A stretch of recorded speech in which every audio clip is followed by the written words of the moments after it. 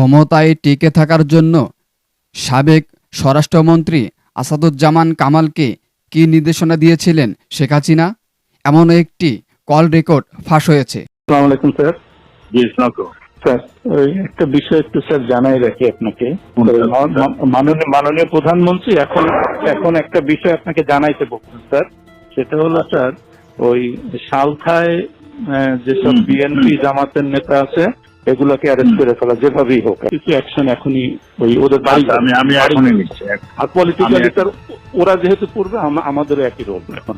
ওকে, ঠিক আছে। From your intelligence source যে এরপরে যদি কোনো এসিল্যান্ড অফিস, ইউনো অফিস, থানা বা এই জাতীয় কোনো আক্রমণ হয়, তাহলে বিএনপি জামাত এবং হেফাজতের ওই নেতাদের বাড়িতে আক্রমণ হবে। যে সকল ভূমি অফিসে জমির রেজিস্ট্রি দলিলপত্র যেগুলা এই হেফাজত জামাত নষ্ট করবে, একইভাবে তারা কিন্তু ওই তাদের জমি জমা আর পাবে না, জমি জমা হিসাব দলিলপত্র তারা পাবে না, বা রেকর্ডপত্র আমরা আর দেবো না। পলিটিক্যালি লোকালি রিয়েক্ট করা, মানে আমাদের ভাঙলে তাদেরও ভাঙবে।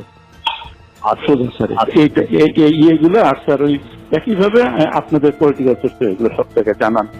এই সার চাচ্ছে যে সালটায় যেভাবে হোক বেশ কিছু অ্যারেস্ট এখন হয়ে যায় বাড়ি। আমি আচ্ছা, আরেকটা জিনিস ওনার সঙ্গে, আমি কি ওই যে ইসের চার্জশিট আজকে হচ্ছে শাফি হুজুরের যে হত্যা, স্যার এখানে মামুনের সংশ্লিষ্টটা আমরা এটা খুঁজে পাইনি, কিন্তু বাবুনগরীরটা পাওয়া গেছে। ওনাকে একটু জানিয়ে দিন, তাহলে আমরা চার্জশিটটা রেডি করি।